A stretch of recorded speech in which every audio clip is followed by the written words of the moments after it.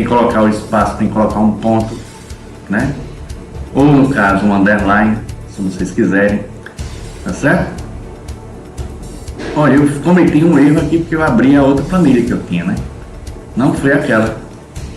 Isso aí foi um teste, só para vocês saberem que foi errada aqui a minha planilha. Então eu vou colocar aqui dados água, né? Web.table, dados underline água, underline Boocatu.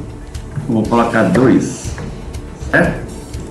E aí agora ele vai ler agora a nova planilha, que é somente só com os dados de variáveis químicas, que é amônio, fosfato, nitrito, nitrato, fósforo total, oxigênio, além da precipitação, agricultura e uso do solo, que é o urbano, que é a urbanização, né?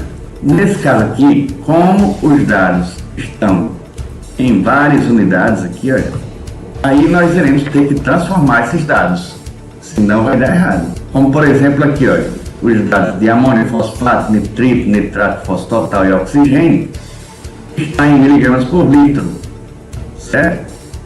E os dados de precipitação, por exemplo, está em milímetros e os dados de uso do solo está em quilômetros quadrados, né? Então nós iremos transformar esses dados através do logaritmo, né? Para poder ficar todos igualzinhos, né? Em uma única unidade, um logaritmo no caso, né?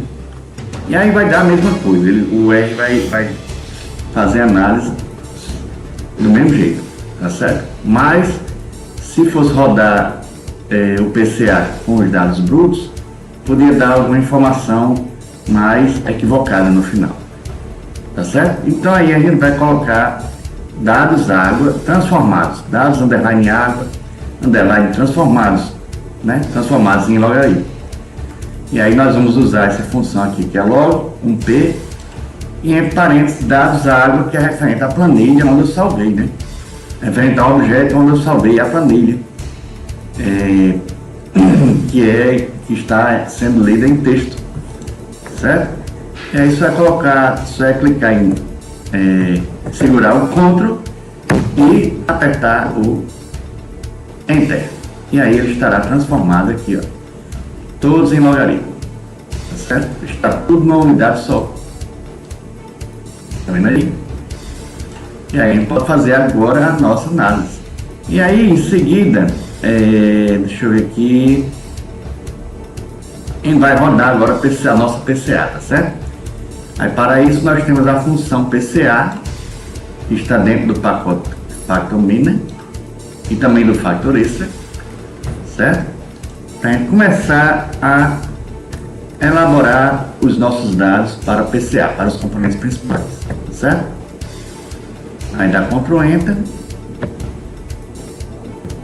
em dados transformados, e aí já depois, em seguida, depois que a gente rodou aqui a PCA, a função PCA nesse comando aqui, nós vamos pedir agora ao nosso RStudio o resumo o sumário dos dados da PCA que a gente criou, certo? Os componentes principais. Vamos ver aqui. E aí ele vai dar o sumário de apenas 10 dos 10 primeiros, certo? Dos 10 primeiros componentes. Aqui nós temos a dimensão 1, a dimensão 2, a dimensão 3. Geralmente a gente usa só a dimensão 1 e 2, certo? Depois eu vou fazer outro vídeo que é explicando, fazendo a interpretação de cada um, tá certo? Mas aqui no nosso R, nós vemos aqui que a dimensão 1 teve uma contribuição de 29,59%. E a dimensão 2 teve 14,41%. Quer dizer que as dimensões 1 e 2 são as principais que a gente vai trabalhar. Tá certo? Depois eu vou explicar isso em outro vídeo, vou fazer a interpretação dos dados todos para explicar para vocês.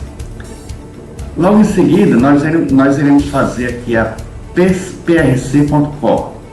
Aqui ele vai dar uma visão mais detalhada dos seus dados, tá certo?